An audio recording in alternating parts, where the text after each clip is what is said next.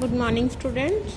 बेटा आज हम लोग न्यू चैप्टर स्टार्ट कर रहे हैं जिसका नाम है बायोलॉजिकल कंसेप्ट ऑफ स्पीशीज़। सबसे पहले हम लोग स्पीशीज़ की अगर डेफिनेशन देखें उसका क्या मतलब होता है। Species is a group of individuals having some similar basic characters distinct from other groups of individuals interbreeding under natural conditions to produce fertile offsprings and sharing a common gene pool। अभी इसको समझो क्या है। पहले कुछ group कुछ number of animals होते हैं ग्रुप में, ठीक है, जो क्या है बिल्कुल एक जैसे होते हैं, बेसिक सिमिलर कैरेक्टर्स होते हैं उसके। देन वो दूसरे एनिमल से बिल्कुल डिफरेंट होते हैं, ठीक है। विद इन जो स्पीशीज़ हैं, जो एनिमल्स होते हैं सिमिलर होते हैं, जो वो आपस में इंटरब्रीड कर सकते हैं एंड प्रोड्यूस और न्यू यंग वंस, ठीक है।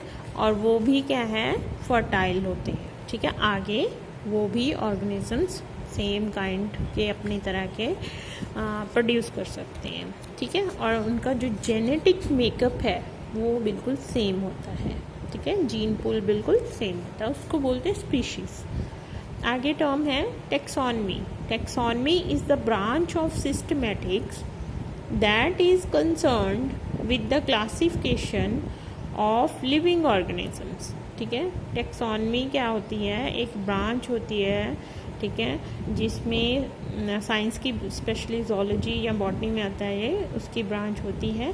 उसमें क्या है, जो कोई भी ऑर्गेनिज्म है उसकी क्लासिफिकेशन की जाती है।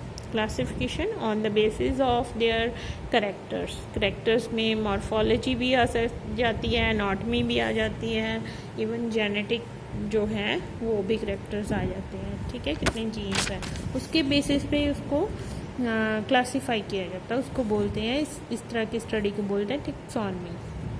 आगे है टाइप्स ऑफ स्पीशीज़। टाइप्स में यहाँ पे आपको मॉडर्न की बुक में 11 चैप्टर ये है दिया हुआ है, टेबल नंबर 1 दिया हुआ है टाइप्स ऑफ स्पीशीज़। इसमें है फर्स्ट है एलोपैट्रिक स्पीशीज़। एलोपैट्रिक के कौन सी होती हैं, species having different areas of geographical distribution, जो सेम होती हैं स्पीशीज़, एक जैसे एनिमल्स होते हैं लेकिन अलग अलग जियोग्राफिक रीजन्स में रह रहे होते हैं। सिम्पैट्रिक कौन सी होती है, स्पीशीज़ हैविंग सेम और overlapping areas of geographic distribution, एक ही जगह पे थोड़ी थोड़ी दूर रहते हैं, वो सिम्पैट्रिक कहते हैं।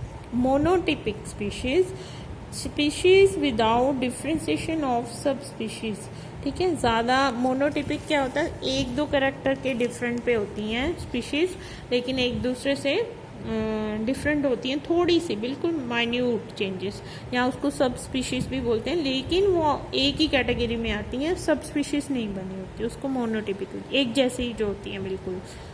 पॉलीटिपिक स्पीशीज़ विद 2 और मोर सब स्पीशीज़, ठीक है, एक ही स्पीशीज़ के आगे एक से ज़्यादा सब स्पीशीज़ होती हैं, तब उसको पॉलीटिपिक स्पीशीज़ कहते हैं, ठीक है। आगे ये आपने कर लेनी है माइक्रो स्पीशीज़। माइक्रो स्पीशीज़ में आप आता है true breeding genetic unit below the rank of species, ठीक है। ये क्या है कि जो आपस में इंटरब्रीड कर सके, बिल्कुल स्पीशीज़ से में जो आपस में इंटरब्रीड कर सके एक दूसरे के साथ, उनको स्पीशीज़ कहते हैं, उनको माइक्रो स्पीशीज़ कहते हैं, ठीक है। तो ये आपने थोड़े से कर लो, 5 कर लो पहले, इतने बहुत हैं टाइप्स ऑफ स्पीशीज़ में, ठीक है। आगे है स्पीशीज़ कॉन्सेप्ट, सॉरी आगे है स्पेसिएशन। स्पेसिएशन क्या है, इट इज़ अ प्रोसेस, ठीक है, और refers to the origin of new species from pre existing ones, उसको स्पेसिएशन कहते हैं। पहले ही कोई ऑर्गेनिजम्स थे, उनमें मॉडिफिकेशन होके कुछ नए ऑर्गेनिजम्स बन रहे हैं, उनको बोल रहे हैं स्पेसिएशन, ठीक है। अभी मैकेनिज्म ऑफ स्पेसिएशन, बनती कैसी है न्यू स्पीशीज़ पहले वाली स्पीशीज़ से। Speciation occurs when gene pool of a population is somehow reproductively isolated from other populations of the parent species and no longer gene flow occurs between them।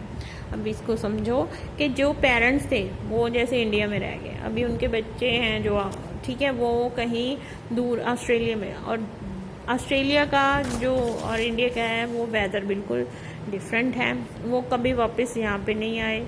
ठीक है, वहाँ पे क्या है, उस वेदर के अकॉर्डिंग, वैसी कंडीशन, जोग्राफिकल कंडीशन के अकॉर्डिंग उनमें चेंजेस आती रहेंगी। ठीक है, तो वहाँ से क्या है, वो बिल्कुल डिफरेंट, आगे वो चेंजेस एक्यूमुलेट होते रहेंगी आगे जनरेशन टू जनरेशन।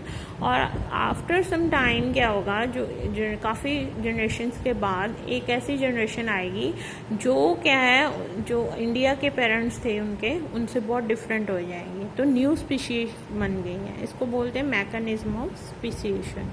तो फर्स्ट आ जाता है ग्रेजुअल स्पीसीएशन। सेकेंड, इसको डिवाइड किया है दो category, gradual species and instantaneous और अब्रप्ट स्पीसीएशन। ठीक है, ग्रेजुअल स्पीसीएशन में आ जाता है allopatric speciation and sympatric speciation. Allopatric में हमने बात की थी।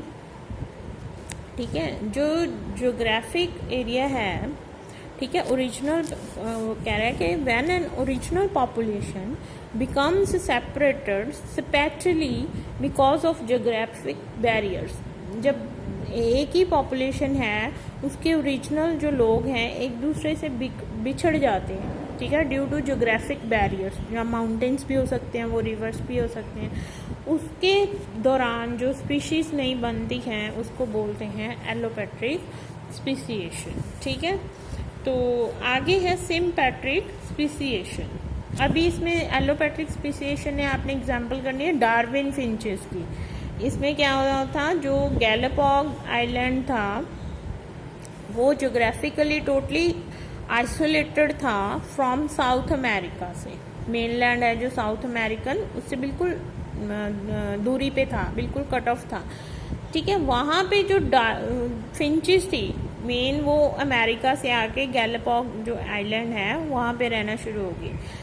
धीरे धीरे डार्विन ने देखा, वो साइंटिस्ट था, वहाँ पे विजिट किया उसने गैलापाग आइलैंड। वहाँ की फिंचेस अमेरिकन फिंचेस से बिल्कुल डिफरेंट है लुक्स में, लेकिन उनका जेनेटिक मेकअप है, जीन्स है, वो बिल्कुल सेम है। इसका मतलब वो वहीं से ओरिजिनेट हुई हैं अमेरिका से, बट बिकॉज वो सेपरेट एरियाज में रहते थे तो वहाँ पे अकॉर्डिंग टू एनवायरनमेंट वो आगे नई स्पीशीज बन गई हैं। ठीक है, नेक्स्ट है सिम्पैट्रिक स्पीशीज।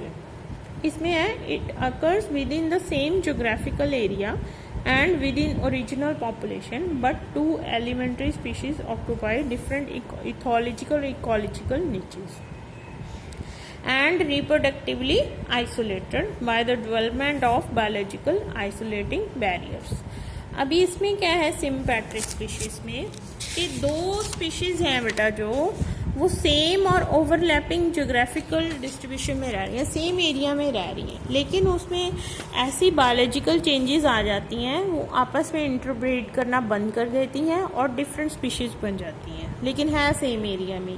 ठीक है, तो ये होती हैं सिम्पैट्रिक स्पीशीएशन। ये दोनों ही एलोपैट्रिक और सिम्पैट्रिक बहुत टाइम लेती हैं, ग्रेजुअली काम होता है इन पे। नेक्स्ट आ जाता है आपका एब्रप्ट स्पीशीएशन और इंस्टेंटेनियस स्पीशीएशन। ठीक है, इसमें क्या होता है, sudden development of new species, एकदम से कोई नई स्पीशीज बन गई। ठीक है, टाइम नहीं लगा ज़्यादा। सबसे पहले आ जाता है इसमें म्यूटेशंस। म्यूटेशंस क्या होता है, mutations are large, sudden and inheritable changes while individuals with mutation are called mutants। ठीक है, जब कोई भी जीन में डिलीशन होता है, इन्वर्जन होता है, डुप्लीकेशन होता है, ये टाइप्स ऑफ म्यूटेशंस हैं। ठीक है, तो उसमें जीन्स में म्यूटेशंस आती हैं। ठीक है, तो उसकी वजह से एकदम से जो आगे वाली रिप्रोडक्शन के बाद जो न्यू जनरेशन आती है आफ्टर म्यूटेशन, वो बिल्कुल डिफरेंट स्पीशीज बन के आती हैं, एकदम से बन गई। ठीक है, तो अभी इसमें आप एग्जाम्पल करोगे the production of two sibling species of Drosophila की आप एग्जाम्पल दे देना यहाँ पे। ठीक है, उसमें म्यूटेशन के कारण ड्रोसोफिला स्यूडो ऑब्स्क्यूरा, ठीक है, ये दोनों बनी थी। एक है ड्रोसोफिला पर्सिमिलिस। ठीक है, ये दो स्पीशीज़ हैं जो नई स्पीशीज़ बनी है। ठीक है, सिबलिंग स्पीशीज़ है। नेक्स्ट है हाइब्रिडाइजेशन। हाइब्रिडाइजेशन क्या होता है, उसको पॉलीप्लाइडी भी कहते हैं। Hybridization involves the interbreeding of two genetically different individuals of two same और different species to produce hybrids. Hybrids कब फॉर्म होते हैं? जब बिल्कुल दो different kind of species आपस में इंटरब्रीड कर लेती हैं, और क्या है, जो थर्ड काइंड ऑफ जनरेशन आ रही है, न्यू जनरेशन आ रही है, वो बिल्कुल ही डिफरेंट होएगी, because it is a hybrid of 1 and 2 जो पेरेंट थे वो, ठीक है। हाइब्रिड उसमें क्या होते हैं, जो हाइब्रिड ऑफस्प्रिंग होएगा उसमें एक पेरेंट के भी करेक्टर्स होंगे और दूसरे के भी होंगे, ठीक है, तो उसको हाइब्रिडाइजेशन कहते हैं। इसमें आपने एग्जाम्पल बेटा बुक में से करनी है, origin of hexaploid breed wheat, ठीक है। अभी देखें इसमें क्या दिया हुआ है आपको, दो डिफरेंट स्पीशीज हमने ली हैं प्लांट्स की, रेडिश ली है, एक कैबेज ली है, ठीक है। दोनों के 18 क्रोमोसोम्स हैं। अब दोनों को इंटरब्रीड करा दिया, रेडिश और कैबेज को, तो जो ऑफस्प्रिंग बना है वो क्या है, 18 जो क्रोमोसोम उसमें आए हैं वो हाइब्रिड हैं। 9 क्रोमोसोम आगे उसके रेडिश के और 9 क्रोमोसोम आगे कैबेज के, राइट। तो अभी जो आगे वो ये जो हाइब्रिड बना है, ठीक है, इसको रेफेनो ब्रासिका बोला है, नाम इसका क्या रख दिया हमने, रेफेनो ब्रासिका, ठीक है। तो इसकी आगे हम लोग जो हमारे पास आ गए, इसका टोटल क्रोमोसोम नंबर हमारे पास आ गया 36, ठीक है, 36 हमारे पास इसका क्रोमोसोम आ गया। अभी पेरेंट के पास 18 क्रोमोसोम थे, और जो डॉटर या ऑफस्प्रिंग है उसके बाद 36 आ गए, ठीक है। तो उसको जो इसी तरह एक और एग्जांपल दी हुई है, ये ओरिजिन ऑफ रेफेनो ब्रासिका है। आगे एक वीट की दी हुई है, वीट एक ली है हमने ट्रिटिकम मोनोकोकम, और एक दी हुई है एजिलोप्स स्पेलिटोइड्स। अभी जो ऊपर वाली एग्जांपल की थी वो क्या, दो डिफरेंट स्पीशीज ली थी। अब जो नीचे वाली मैं अभी बोल रही हूँ आपको, वो सुना रही हूँ एग्जांपल, वो है वीट की हमने 2 स्पीशीज़ ले ली हैं डिफरेंट, तो आगे उनका क्या है, दोनों के 14 क्रोमोसोम्स हैं। ऑफस्प्रिंग के पास 28 क्रोमोसोम बन गए हमारे पास ट्रिटिकम ड्यूरम में, और आगे फिर क्या है, ये जो ट्रिटिकम ड्यूरम है विद 28 क्रोमोसोम, इसका इट इज़ अ हाइब्रिड, ठीक है। तो इसके पास डबलिंग ऑफ क्रोमोसोम नंबर हो गया, 14 एक से आगे, 14 दूसरे से आगे, ठीक है। तो ये आपने ऐसे करके एग्जांपल्स लर्न कर लेने हैं। आगे है जो टॉपिक, नेक्स्ट टॉपिक है role of reproductive isolation in speciation, ठीक है। जो रिप्रोडक्टिव आइसोलेशन है, पहले तो इस वर्ड को समझो। रिप्रोडक्टिव आइसोलेशन वो होता है जब एक ही स्पीशीज में जो इंडिविजुअल्स हैं वो आपस में इंटरब्रीड ना कर पाएँ because of any reason, that is known as the reproductive isolation. अभी हम लोग इसकी मैं अभी डेफिनेशन पढ़ रही हूँ, any factor which prevents the interbreeding between even the related groups of living organisms is called reproductive isolation, ठीक है। आपस में किसी भी कारण के कारण वो इंटरब्रीड ना कर पाए। तो अभी सिग्निफिकेंस क्या है, it maintains the distinctiveness of characters. अभी जैसे 2 स्पीशीज़ हैं वो आपस में इंटरब्रीड नहीं कर सकते, सेम स्पीशीज़ में ही आपस में ऑर्गेनिज्म इंटरब्रीड कर सकते हैं, तो उसके कारण उनकी ये यूनिकनेस है। जैसे अभी कैट डॉग के साथ इंटरब्रीड नहीं कर सकता, अभी इसी के कारण नहीं कर सकता, इंटरब्रीड के कारण वो डॉग रहेगा और कैट रहेगी। यूनिकनेस है जो ऑर्गेनिजम्स की, वो बनी रहती है। नेक्स्ट है accumulation of variation leading to speciation. अभी जैसे एक्यूमुलेट होती रहती हैं थोड़ी थोड़ी चेंजेस हर ऑर्गेनिज्म में स्टेप बाय स्टेप, वो क्या है, एट द एंड वो नई स्पीशीज़ पैदा कर देते हैं, ठीक है, नई स्पीशीज़ बन जाती है। It divides a population into सब पॉपुलेशन, ठीक है। अभी इसके कारण जैसे रिप्रोडक्टिव आइसोलेशन हो गया किसी ऑर्गेनिज्म का, ठीक है, आपस में विद इन स्पीशीज़ ही हो गया, एक ही स्पीशीज़ के ऑर्गेनिज्म आपस में रिप्रोडक्शन नहीं कर पा रहे बिकॉज ऑफ जैसे बीच में माउंटेन आ गए, 10 ऑर्गेनिज्म इधर रह गए माउंटेन के, 10 दूसरी तरफ रह गए, ठीक है, आपस में मिल नहीं पा रहे, तो उसके कारण क्या धीरे धीरे क्या है वो उनको सब पॉपुलेशन बना देंगे, सब population A sub population B of same species. ठीक है, तो ये इसके 2-3 सिग्निफिकेंस हैं। ठीक है, आगे है क्लासिफिकेशन ऑफ आइसोलेटिंग मैकेनिज्म। ठीक है, अभी क्लासिफिकेशन जो आइसोलेटिंग मैकेनिज्म है, कैसे किसी को आपस में इंटरब्रीड करने से रोका गया है, कौन से कारण है।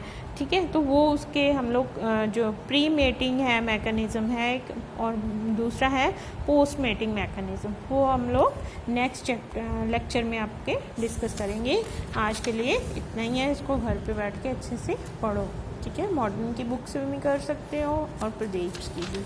ठीक है, दोनों देख लो, जिसमें से इजी लगता है उसमें से कर लो। Thank you very much.